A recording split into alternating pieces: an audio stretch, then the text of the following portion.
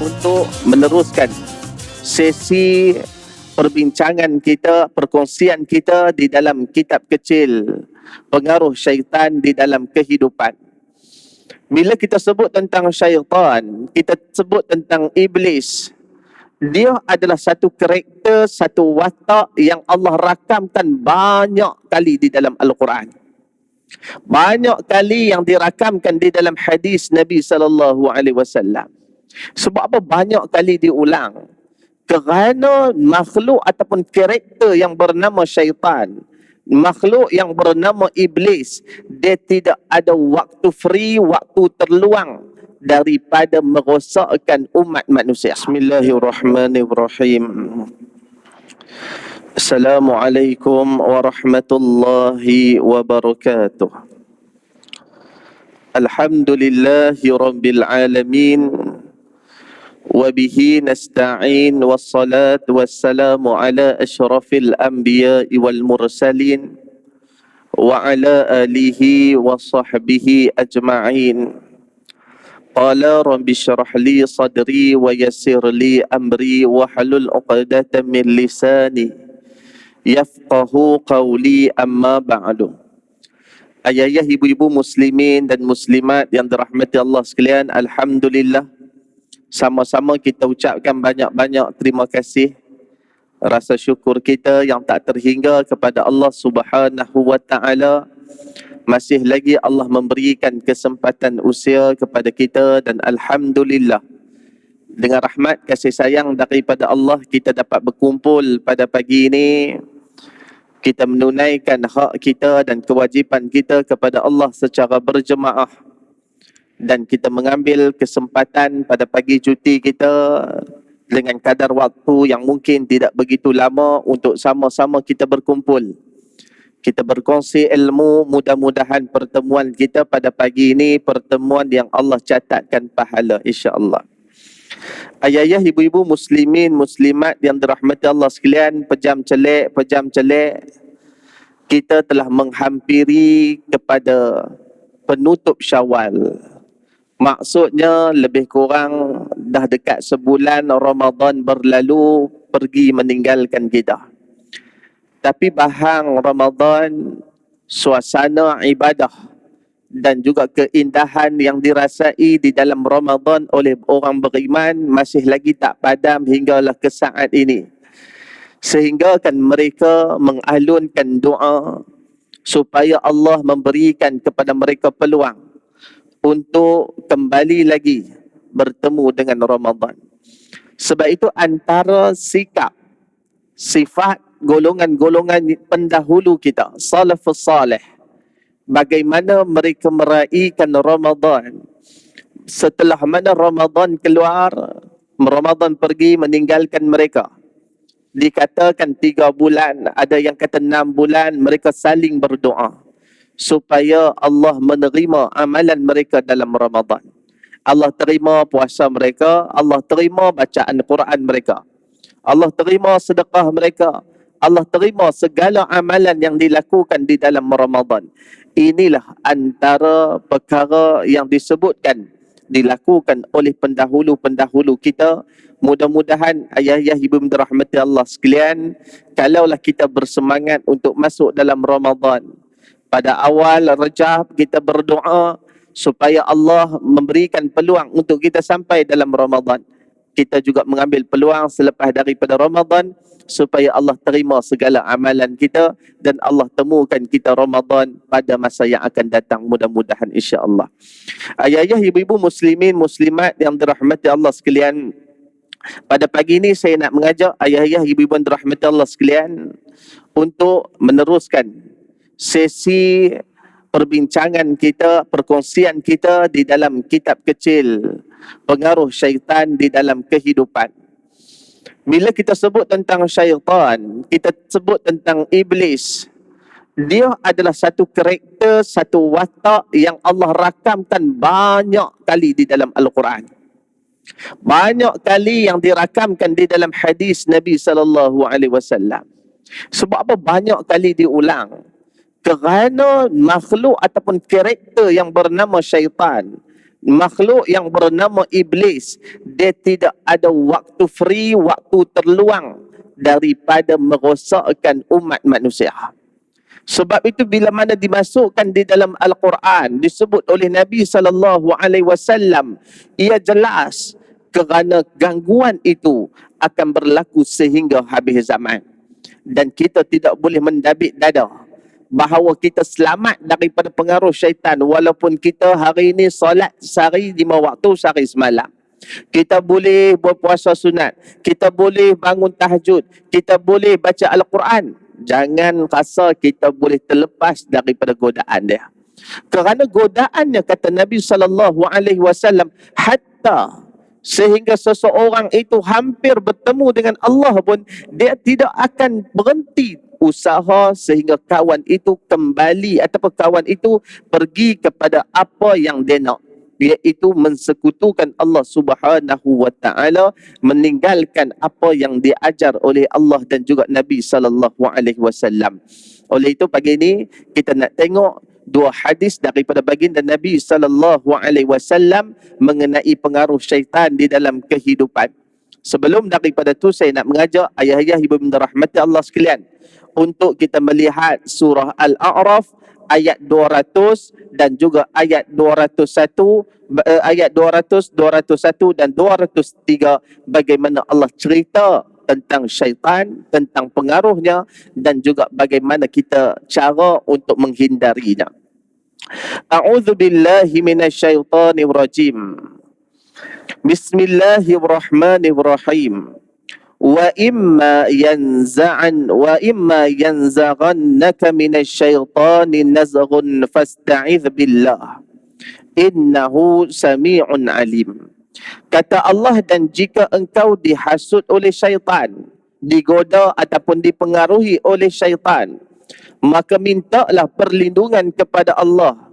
Sesungguhnya Allah Maha mendengar lagi Maha mengetahui. Ayat-ayat yang dirahmati Allah sekalian, Allah cipta manusia dan Allah tahu antara musuh besar manusia adalah syaitan, adalah iblis yang Allah juga ciptakan mereka. Sebab itu Allah tahu dalam nak menghadapi mereka, kita tidak perlu menggunakan nuklear. Tak berhasil. Kita tak perlu guna senapang. Tak berhasil. Guna bom tangan. Tak berhasil. Tetapi kata Allah, cara untuk menghapuskan mereka bila mana dipengaruhi. Bagaimana seseorang itu bila mana dia terpengaruh dengan godaan syaitan. Godaan syaitan ni banyaklah, nak buat maksiat dan sebagainya. Kata Allah, fasta'iz billah.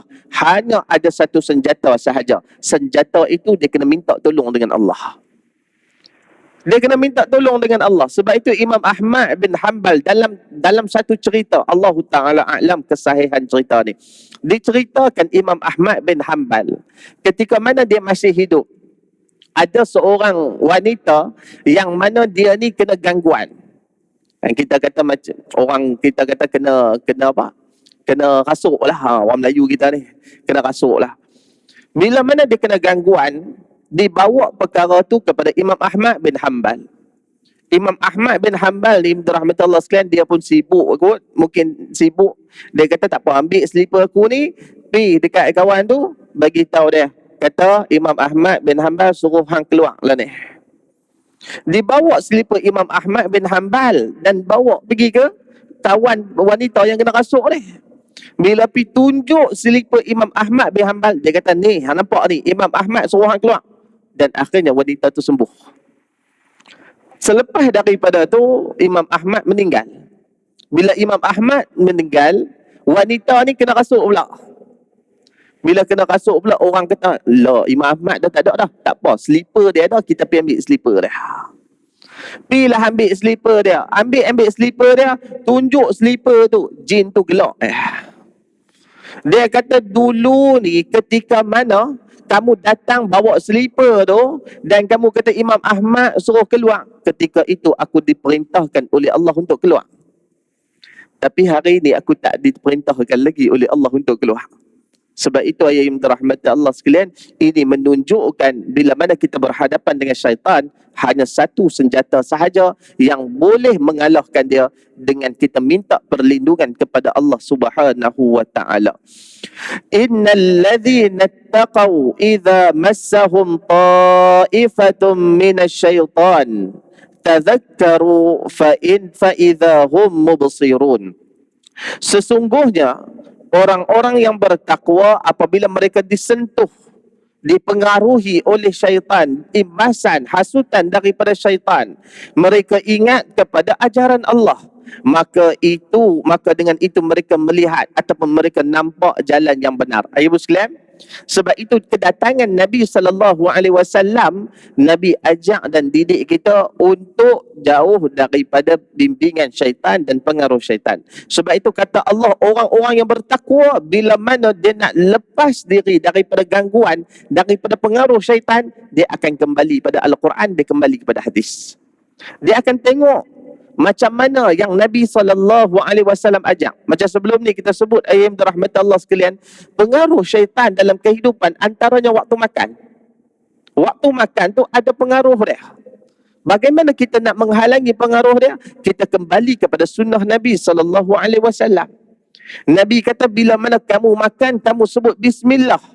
Ini telah menghalang syaitan daripada makan bersama dengan kita. Seorang sahabat Nabi SAW, bila mana dia makan, dia lupa sebut Bismillah.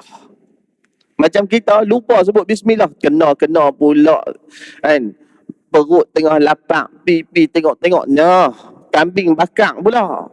Ibu sekalian, lupa baca Bismillah. Sahabat Nabi ketika mana dia terlupa baca Bismillah, dia makan, di makanan tu dah nak habis dah, dia teringat, maka disebut Bismillahi awwaluhu wal akhirahu. Nabi gelak. Nabi kata syaitan telah memuntahkan apa yang dia makan. Sebab itu ayat dirahmati Allah sekalian, orang yang bertakwa bila mana dia dipengaruhi oleh syaitan, dia kena gangguan, dia tak pergi cari tok dukun dia tak pergi cari tukang sihir, dia tak pergi cari tok gomoh ayat dirahmati Allah sekalian, tetapi dia mencari apa yang diajar oleh Al-Quran dan sunnah Nabi SAW. Wa ikhwanuhum yamuddunahum fil ghayyi thumma la yuqsirun. Sedangkan saudara ataupun pengikut syaitan, kata Allah, mereka dibantu oleh syaitan. Sebab itulah mereka berada dalam kesesatan, kemudian mereka tak berhenti-henti untuk melakukan kesesatan. Bila mana kata Allah, orang yang dipengaruhi oleh syaitan, ikut telunjuk syaitan, bimbingan syaitan, dia akan sentiasa mengikuti. Kerana apa? Pemimpin dia adalah syaitan. Ayat dirahmati Allah sekalian, mudah-mudahan mukaddimah itu sedikit sebanyak memberikan kepada saya, ayat-ayat yang dirahmati Allah sekalian, bagaimana cara untuk kita menghindari pengaruh syaitan dalam kehidupan. Tak lain tak bukan perlindungan daripada Allah Subhanahu wa taala, satu-satunya yang dapat membantu kita. Bismillahirrahmanirrahim. An Jabir bin Abdullah sami'a an-nabiy sallallahu alaihi wasallam yaqul idza dakhala ar-rajulu baytahu fadhakara Allah 'inda dukhulihi wa 'inda ta'amihi قال الشيطان لا مبيت لكم ولا عشاء وإذا دخل فلم يذكر الله عند دخوله قال الشيطان أدركتم المبيت وإذا لم يذكر الله عند طعامه قال أدركتم المبيت والعشاء.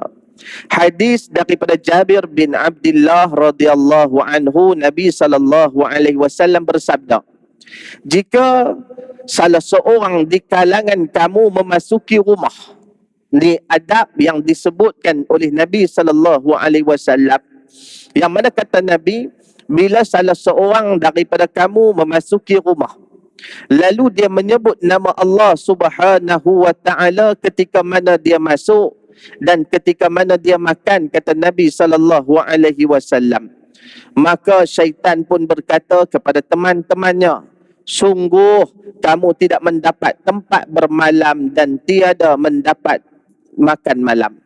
Namun ketika seseorang memasuki rumah dan tidak menyebut nama Allah, syaitan pun berkata pada teman-temannya, akhirnya kamu mendapatkan tempat bermalam. Jika dia tidak menyebut nama Allah ketika makan, syaitan berkata pada teman-temannya, akhirnya malam ni kita ada hotel untuk check in. Maksud dia macam itulah, ada tempat untuk kita bermalam malam ni. Ayah-ayah dirahmati Allah sekalian, ini menggambarkan kehidupan ataupun lumrah kehidupan syaitan lebih kurang macam kita jugalah, makan, ada tempat tinggal. Yang mana kata Nabi SAW dalam hadis ni, syaitan juga, keterangan daripada hadis ni, syaitan juga merupakan makhluk yang Allah jadikan sifat yang hampir sama dengan manusia. Mereka makan, minum dan menetap. Makhluk ini ghaib daripada pandangan manusia, dan kadang-kadang kita tidak menyedari perbuatan kita telah memberikan mereka makanan dan tempat tinggal. Oleh itu, dengan menyebut nama Allah pada setiap kali hendak makan dan memasuki rumah, telah merosakkan rancangan syaitan untuk makan dan tinggal bersama. Ayah ibu sekalian, sebab itu kalau kita perasan, ibu dirahmati Allah sekalian, kadang-kadang ada kawan-kawan kita, saudara-saudara kita yang kadang-kadang diganggu dengan gangguan oleh syaitan. Kita perasan kadang-kadang ibu sekalian tengok-tengok anak kita kena gangguan. Sebab apa benda ni berlaku? Kadang-kadang pengamalan kita tidak mengikut apa yang diajarkan oleh Nabi SAW. Sebab itu orang tua-tua kita dulu ingat tak? Kalau saya dulu ibu sekalian, kalau pergi mengaji balik tu, mak ni dia suruh pergi basuh kaki dulu. Masuk rumah suruh bagi salam. Ini antara adab yang diaplikasikan daripada hadis Nabi SAW. Cuma dulu ni yang taruk sikit sebelum masuk rumah, pergi pusing rumah 7 kali. Ni dia main tang karut tu, karut juga. Kita pun tak tahu pasal apa suruh pusing rumah. Kot dia kata kalau pusing rumah 7 kali, syaitan letih dia duduk tepi tu. Ibn Rahmatullah sekalian, kita tak tahu sebab apa. Sebab itu bila mana kita masuk ke dalam rumah, Nabi SAW berikan kepada kita beberapa adab. Ibu sekalian, ni adab kita masuk rumah ni. Ni daripada hadis, daripada Al-Quranul Karim. Kita nak tengok macam mana cara untuk kita masuk rumah. Yang mana yang pertama, ayat rahmat Allah sekalian, adab masuk rumah ni berdoa. Ni adab. Ada doa yang diajarkan oleh Nabi SAW. Yang mana Nabi sebut di dalam hadis, apabila seseorang masuk ke dalam rumah, langkah kaki masuk rumah, dia berdoa, Allahumma inni as'aluka khairal maulaj wa khairal makhraj, bismillahi walajna wa bismillahi kharajna wa ala Allahi rabbina tawakkalna. Ni doa Nabi ajak. Allah Ustaz panjang sangat malas nak baca. Bismillah cukup. Cukup bismillah. Masuk rumah, bismillah, cukup.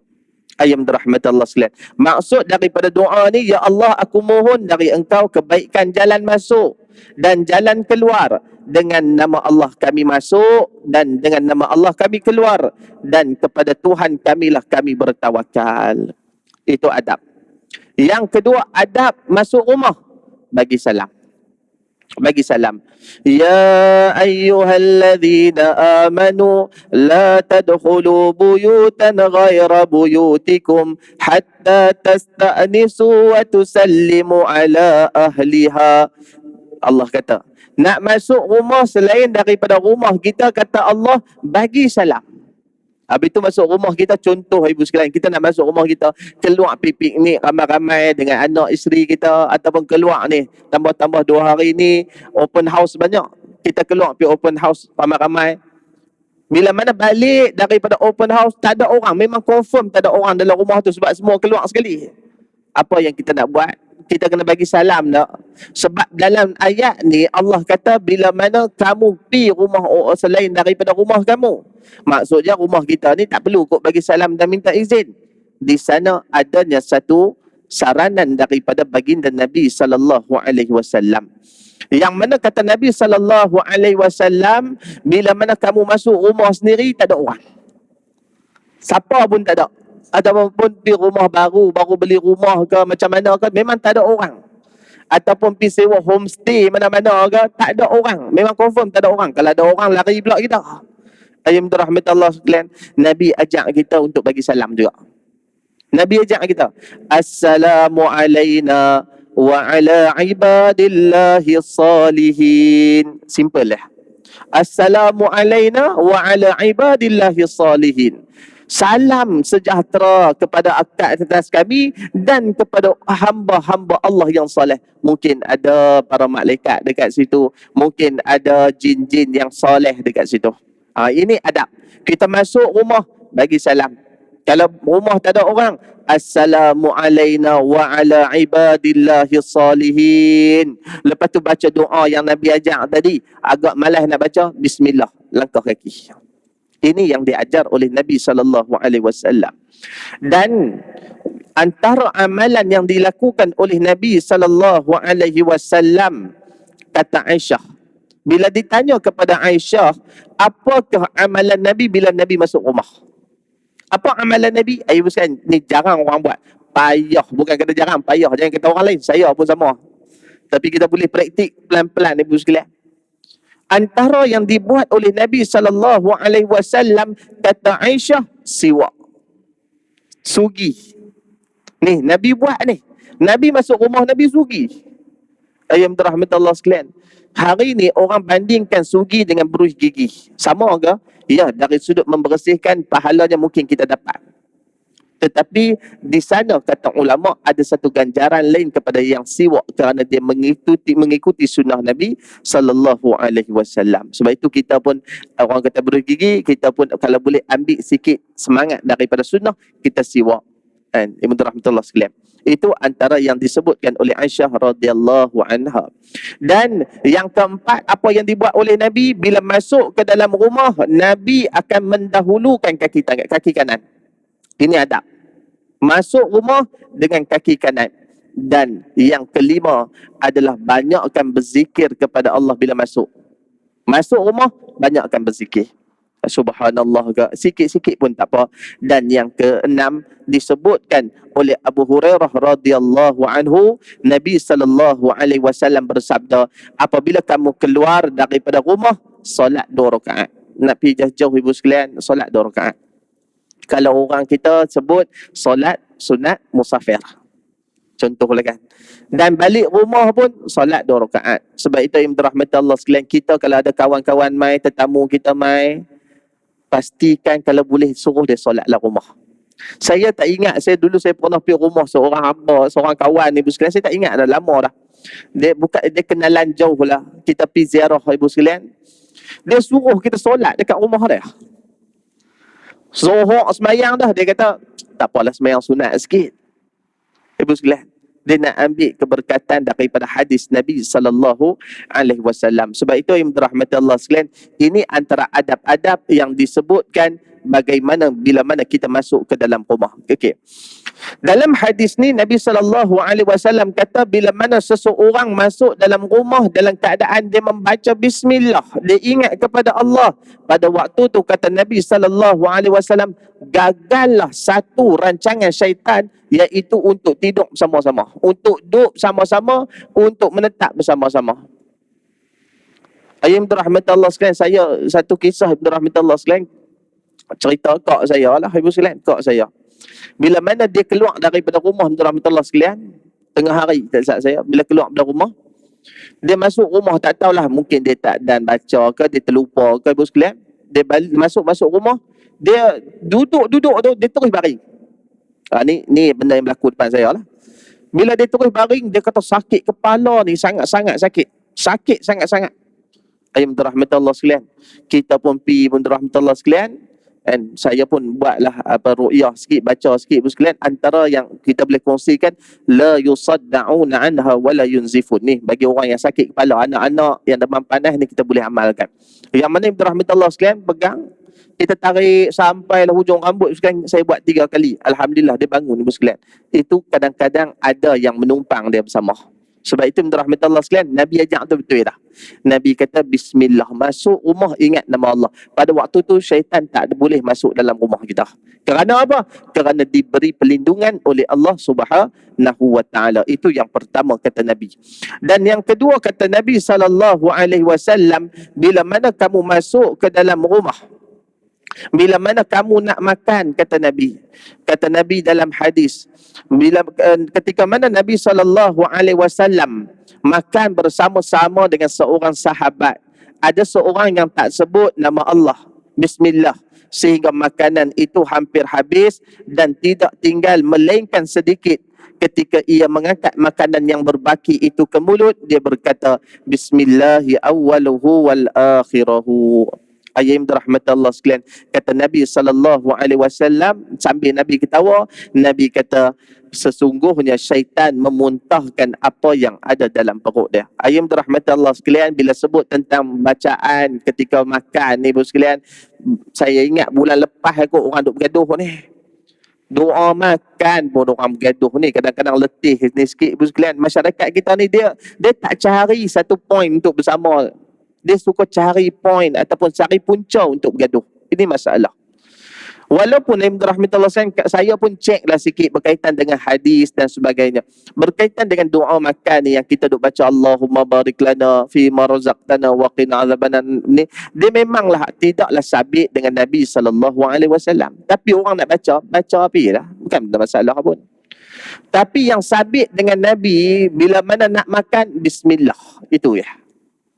Sebab itu kalau orang minum air ni ibu sekalian, ataupun orang makan, dia hanya sebut bismillah, cukup, selesai. Dia telah mengikuti sunnah Nabi SAW.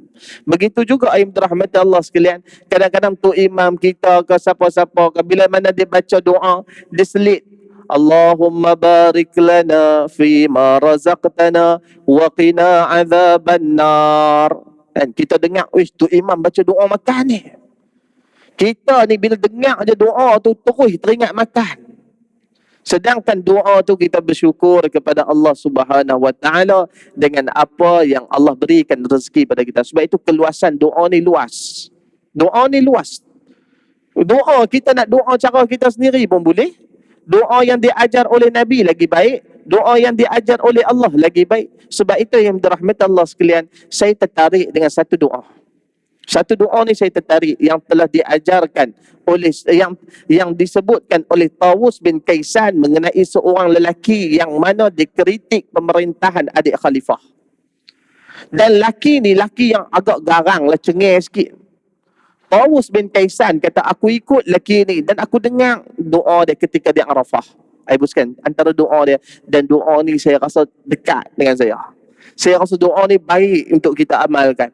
Dalam doa ni dia sebut, ya Allah, kalaulah kau tak terima haji aku tahun ni, ya Allah, kau tak terima ibadah haji aku, kau tak terima aku yang buat apa yang aku buat dalam ibadah haji ni, kau tak terima, ya Allah.